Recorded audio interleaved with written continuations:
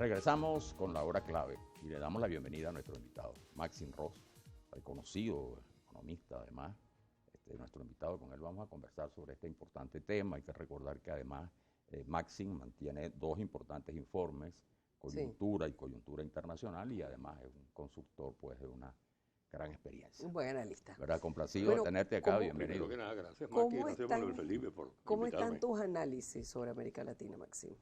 Es decir, porque hay gente que dice va a tener un crecimiento positivo, aunque pequeño, otros dicen que no, que va para abajo, y por supuesto que no se puede hablar, es decir, puedes hablar del bloque, pero también tienes que diferenciar los países y lo que está pasando en cada uno de ellos.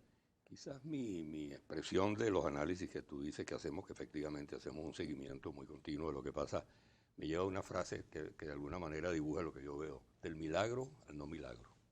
América Latina, recuerdan ustedes hace 2 o 3 años el milagro brasileño cuando estaba gobernando Lula, porque es que hay un fenómeno allí que creo que la palabra que voy a utilizar es inconveniente, no es verdad, pero un poco dan idea. Hay como un problema congénito en América Latina. Hay una mezcla de cosas que hace que no termine de despegar, como hicieron los famosos tigres asiáticos, que despegaron y se prendieron, a pesar de que eso no es siempre infinito. Sino congénito, por lo menos recurrente. Les hacen una pila de años. Me corrige Maki, correcto, más que es recurrente en el sentido es que hay una cosa que no termina de resolver América Latina, fíjate. Por ejemplo, el caso de Brasil, con el milagro brasileño, no nos decimos la verdad. El gran milagro brasileño se le atribuye a las políticas de Lula, pero Lula nunca dijo ni confesó que el volumen, la magnitud de inversiones extranjeras que Brasil recibió en ese periodo, nunca dijo que esa fue la verdadera causa. Desde luego, si tú tienes un país, que claro, Brasil tiene la potencialidad para recibirla, pero si tú tienes un país que recibió miles de millones de dólares de inversión extranjera, el crecimiento, el milagro fue posible, pero no exactamente gracias a las políticas de Lula. Se dice que Brasil resuelve en la época de Lula el problema de la pobreza. Esa fue la gran noticia de ese tiempo, pero resulta que la causa es la inversión extranjera. Y la inversión extranjera... eso había comenzado con Cardoso también, ¿no? Claro. Esa política de estabilización. Claro, pero es que ahí es donde precisamente van las cosas. Fernando Enrique Cardoso no solamente logra estabilización, sino que esa estabilización es producto de un gran acuerdo, vamos a llamarlo un gran acuerdo político entre la sociedad, los partidos, etcétera, etcétera, que permiten que Brasil salga de aquella época nefasta, terrible, de alta inflación, etcétera, bueno, etcétera. Eso fue bueno. Muy bueno. Y si había inversión extranjera es porque algo estaban haciendo bien. Exacto. No, pero fíjate que se logra por un efecto de política económica. Lo que no se dice es que el éxito brasileño dependió tanto de inversión extranjera. En lo que la inversión extranjera se retira, claro, por las razones que tú quieras, inclusive políticas, etcétera, problemas cambiarios u otros, entonces el crecimiento se frena. Entonces, lo de congénito recurrente tiene que ver con que es volátil el crecimiento, no es sostenible, no es sostenido.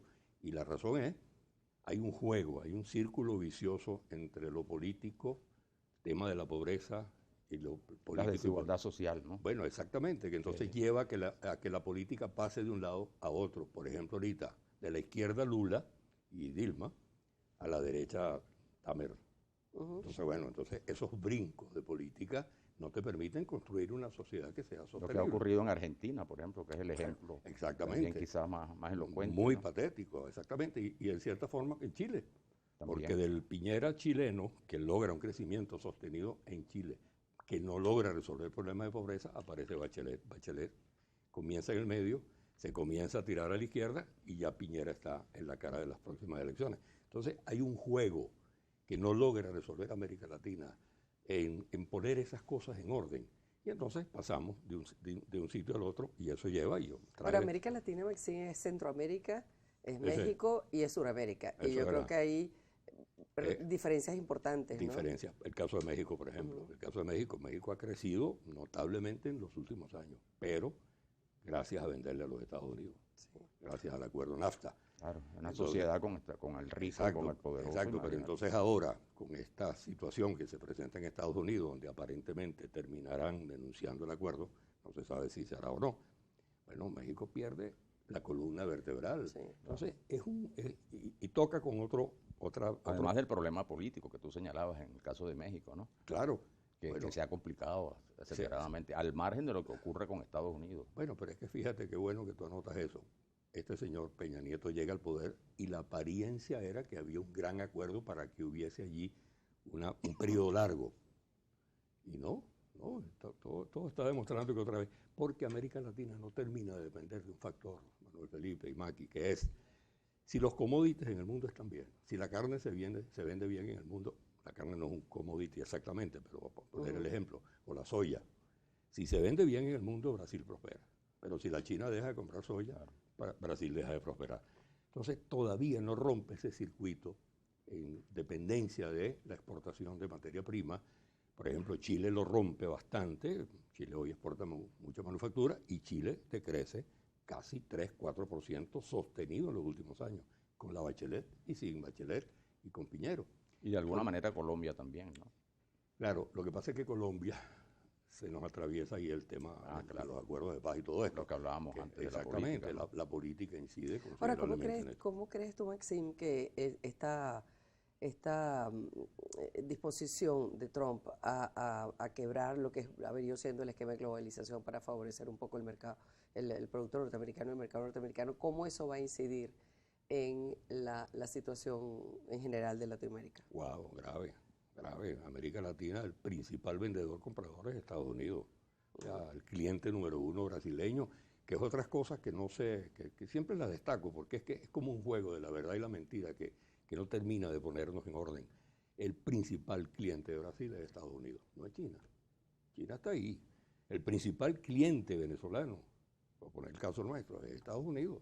Le vendemos la mayor proporción del petróleo y le compramos todavía a Estados Unidos la mayor proporción de comercio internacional. Es decir, si Trump va con una política proteccionista, por supuesto el primer golpe va a ser a México. México está vendiendo, al revés. Estados Unidos tiene un déficit comercial con México brutal, miles de millones de dólares, no tengo el número a la mano. Pero si ese comercio se cierra y se le pone importación, se le pone arancel a las importaciones, está hablando de 30-35%, cosa que va contra todas las reglas de la economía moderna. Sí. Por cierto, hay que decirlo, del año después de la Segunda Guerra Mundial para acá, con la creación del GATT y la Organización Mundial de Comercio, que todo el mundo se abrió, la gran apertura, aranceles bajos.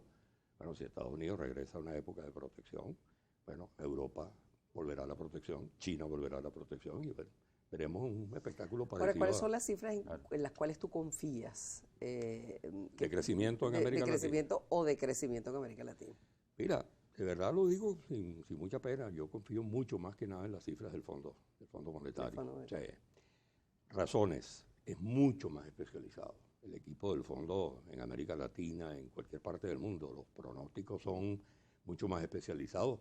Porque además en el caso del fondo, cuando se hace un pronóstico, no se hace porque el economista Maxim Ross se puso a hacer numeritos y numeritos, es porque eso proviene del artículo 4 del acuerdo con el fondo, que implica que cada país debe someterse a una especie de auditoría. O de escrutinio. Un escrutinio. Ese escrutinio, vienen al país, examinan los números, ven las cuentas, conversan con el gobierno, le dicen, mire señores, nosotros estamos viendo esto y esto y esto y esto.